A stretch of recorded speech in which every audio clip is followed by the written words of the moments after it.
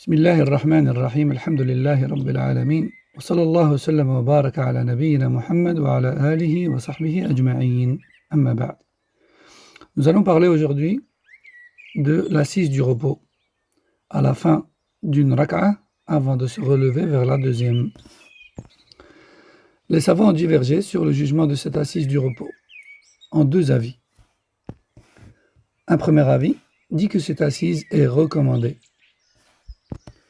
Et tel est l'avis de Shafi'iyya, ainsi qu'une version rapportée de l'imam Ahmad rahimahullah et bon nombre de ashab al-hadith, comme stipulé par l'imam Nawawi dans le Majmou' et le Hafid ibn Hajar dans Al-Fath. C'était également l'avis de Daoud al-Zahiri, ainsi que Shawkani et à notre époque Ibn Baz et l'Albani, qu'Allah leur fasse miséricorde à tous. Ce premier avis dit donc que cette assise du repos est recommandée. Il est rapporté par Malik ibn al-Huwayrith qu'il a vu le prophète sallallahu alayhi wa sallam l'accomplir, comme rapporté dans le Bukhari 823, ainsi que 677. Cela est également rapporté de Abu Humayd radiyallahu anhu, comme rapporté chez Abu Daoud et Tirmidhi ibn Majah, authentifié par Ibn al-Mulaqqin, ainsi que chez al-Albani dans Sunan ibn Majah.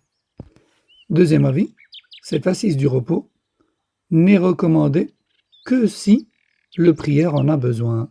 N'est recommandé que si le prieur en a besoin. Et tel est l'avis de la majorité.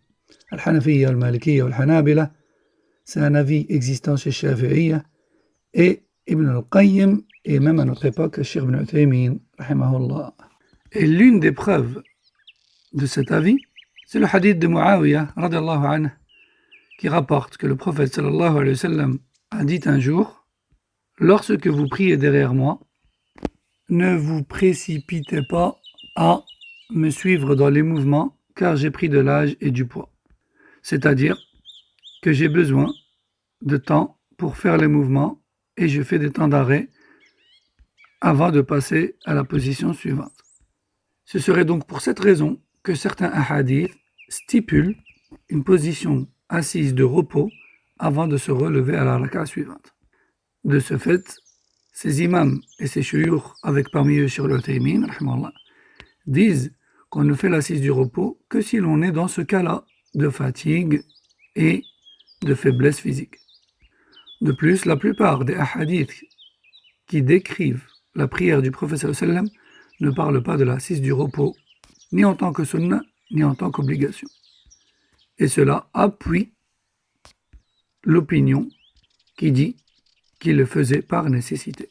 Et si c'était un acte légiféré et voulu en soi, il aurait été stipulé dans les textes décrivant la prière. Donc ceci était quelques notions concernant l'assise du repos dans la salat. Premier avis, c'est recommandé. Deuxième avis, ce n'est recommandé que dans le cas où la personne en a besoin. Wallahu a'lam. Sallallahu wa sallam wa barak ala nabiyyina Muhammad wa ala alihi wa sahbihi. Assalamu alaikum wa rahmatullahi wa barakatuh.